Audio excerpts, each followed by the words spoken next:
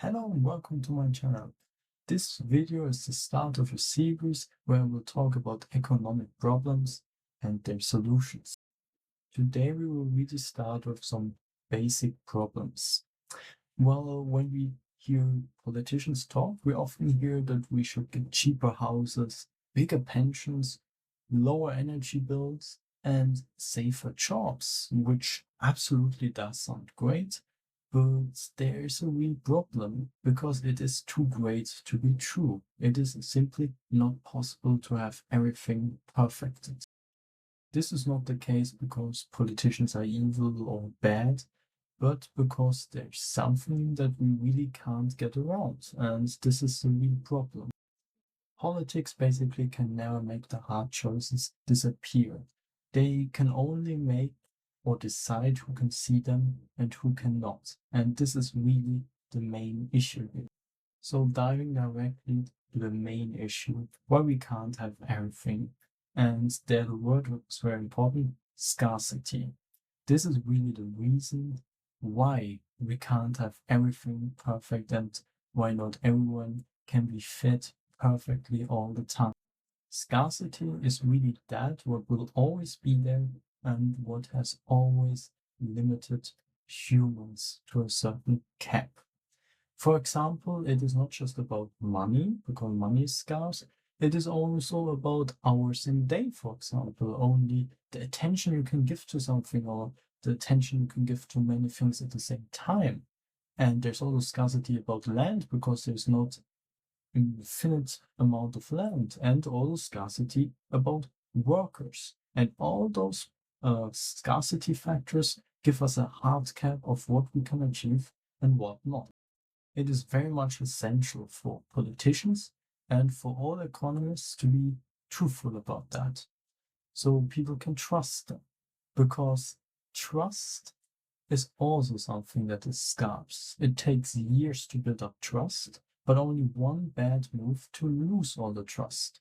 So you can see that trust is really essential to keep and always to be honest for politicians and economists. And the one thing they really have to be honest is about that there will be always scarcity to humans. This really matters because every decision is a trade-off. For example, everything you gain, you lose something. If you get a new job opportunity, you lose another one you might have gotten in the future. There's every decision you make is a trade-off for another decision you could make or have not made. This is very important to remember. That is also a kind of scarcity. Also, I always like to make the example, imagine what a short time we humans are on Earth, every single human being.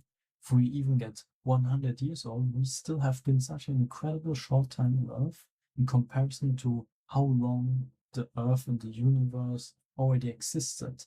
And how few things we can actually do in that time is incredible to think about. So here's the first big mistake politicians do. Many politicians treat not having enough, for example, of money, just as something that just needs a solution that can be fixed easily if the right people are in power, if the right person is in power. For example, not having enough money to pay way higher healthcare benefits, pay way higher pensions, and at the same time give the workers and those people who have no work higher benefits. So if you think that being true, that there's basically no limit and you just have to do it right, and then the limits disappear and you can pay everyone way more and increase the life happiness and the expectation for everyone a lot, then you are basically making a basic mistake, which is very dangerous because if you do that one basic mistake, everything you put onto that mistake kind of is also a mistake and it just gives more and more problems. So it is very important to be honest about the basic limitation we have. We can obviously make things better, but we can't make these limits disappear. So where can we actually see governments who basically don't look onto the limit and just do what they want to do because it gives them votes. Well, we can see that in almost every government today. And this is basically printing money. Printing money is one way how you basically kind of want to go around the limit. You have certain money, certain taxes you get each year, and you have a certain budget which you can spend, which is normal for every human being. And the government says, well, but we want to pay there more, pay there more, pay there more, pay there more. And it only gets worse because they want the votes. So they just offer people getting more and more. So people like them more and spending more, obviously. And so they have to print more money or borrow more money and are in a higher and higher and higher debt, which also creates inflation. So there you have a real problem because the problem gets bigger, bigger, bigger, bigger, and bigger. And at some point, the whole finances of a state collapses. This is dangerous in the US specifically today, very, very, very big, because the US spends a huge amount of interest each year, which is very bad. But this is a clear result of the government saying, well, our limits, we don't accept our limits, we want to spend more. So we take debts, and at the same time, we also print money. And this is a huge mistake which should not happen. Spending more than you have is lying to everyone about the real limits that the government budget has. And you always have to move yourself in that limit, because only then you can build a financial situation that is good for the future generations as well. So for me, it is very important that the government is honest. But what do I mean with honesty of the government? Well, I mean not only that they won't lie to you, but I also want them to tell you the real limits, where they can go, and what trade-offs their decisions and their policies actually have. They also have to be honest about the hardships everything they decide will cause for you.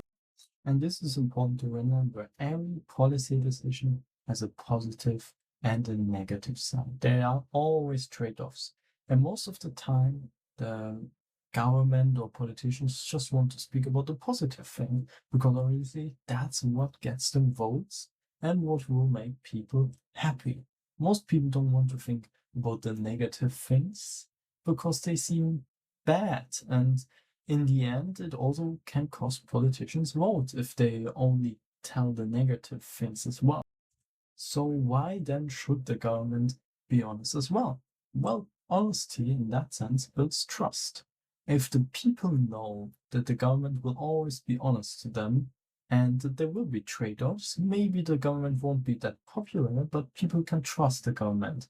And trust is basically what runs the economy and what also wants the state. If you can't trust the state anymore, then the state it's only a matter of time until it's gone, until the economy collapses, until the pensions collapse.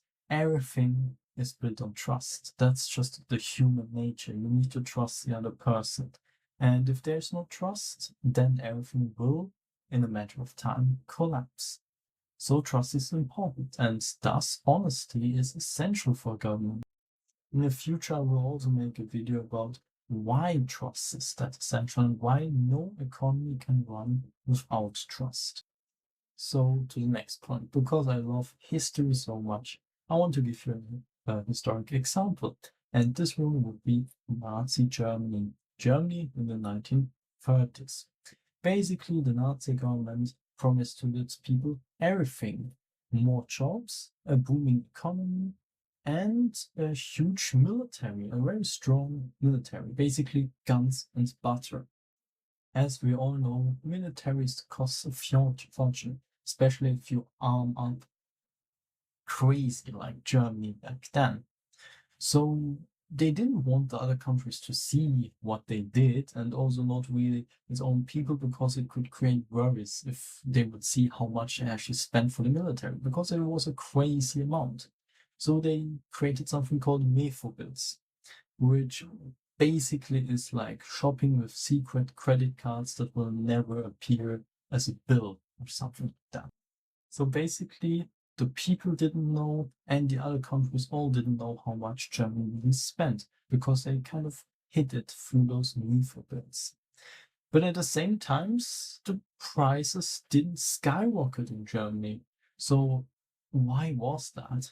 Well, actually, they did something very, very crazy. They froze the prices and they froze the wages. So basically, they tried to overcome inflation in that way.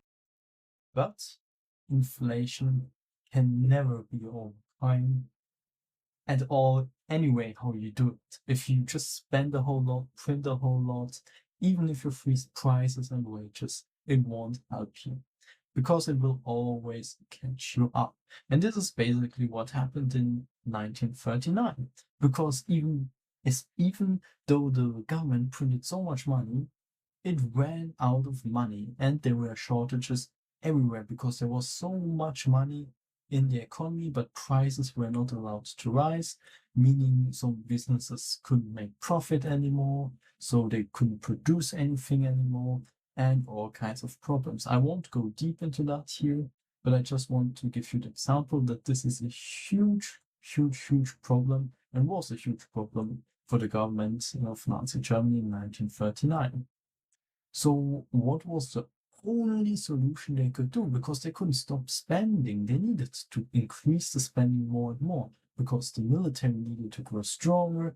They also needed to pay debts to certain companies they had. What did they do? Well, they needed to invade other countries and steal their gold reserves, etc., to pay off debt and to keep spending. So what can we learn out of that? Basically, you can't escape the natural limitations of your budget, of your government, of your country. If you try to escape them and do it by policies, you will turn it into something far worse, where war, besides obviously the ideology, was impossible to avoid. There just needed to be war. The government needed to confiscate gold reserves from other countries and take over their money, because otherwise it would have just collapsed in itself. Similar things also happened in the 1970s, where some government kept prices by laws. And what happened there was basically that some products just vanished completely from the shelves. Prices didn't go up, but people just couldn't buy the products anymore that would have been more expensive than before. And I mean, do you want to pay more for a product or just not be able to buy it anymore at all? That's obviously everyone's own decision to make, but I can say that it's pretty bad if that happens. So capping prices and not being honest about the limits is not a good idea. I like to talk about a secret bill, basically, like in Nazi Germany. And it doesn't have to be something that dramatic. You can also have like an everyday version of that, basically. For example, a government can't afford something. For example, the pensions. So it starts to borrow money. Well, then it can't afford the debt anymore because it borrowed so much and has to pay a lot of interest. So the solution for the government is to print money. And each step they do here just kicks the secret bill further down the road. It makes it higher, higher, higher, higher through different measures they take. Creates an also inflation through printing the money. And the further they take it, the worse it gets for the people. And at some point, it just stops to be able to carry itself. And then there will be huge financial woes. And that's where we actually are today with many governments. They started doing these bad things in the 70s, 80s, and just kept doing it further. And now we're starting to see the cracks. We're starting to pay actually the bill. And the Western civilizations really go down the hill. We see that today also in stark rising prices. But instead of asking why the prices rise, we blame it basically on the prices itself. It's like blaming a smoke alarm for the fire. It just makes no sense. But we do it, and we see the prices rise extremely. And do we take the right measures? No, we just see, oh, there's a problem. that we don't have enough money anymore, we have high debt. What do? Well, increase the taxes. Even though the taxes are already crazy high, we increase them further because we need to spend more instead of capping everything and starting from. So the hard caps never go away, the trade-offs never go away. The only question that is always there is who pays in the end? Who pays for the luxuries that are taken ahead? And well, basically, which generation pays now? It's my generation and the generation after me. Those pay basically for the debts and the luxuries the generations before had borrowed from us. So is that really fair? No, it is not. Can we blame them? Maybe. But we should not just be angry about that. We should do something about it. We should start reforming, cap spending, and do something about it and be honest about it, because that's the only solution. If we're just angry, it doesn't get us anything. We want to increase spending on, for example, people without jobs won't get us anything. We need to cap spending instead of increasing it. Also, with borrowing more money and printing more money, we are not better than the generations before. We do exactly the same and just put it onto the next generation, even though we already have a problem. The next generation will basically be dead. But yeah, to just wrap it up for the first video, being honest and truthful about the problems that we have is not kind of being pessimistic or so. It's treating your population like adults. They should be able to know what the trade-offs are, what the positive things are, what the bad things are. That's just treating them as adults. So nobody can delete those limits that are there. The only real choice is whether we are honest about them or hide them and pay them later. The next generation pays them.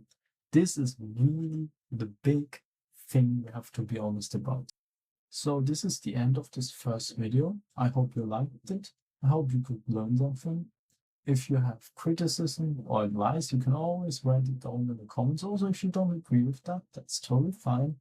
I wish you a great day and see you next time.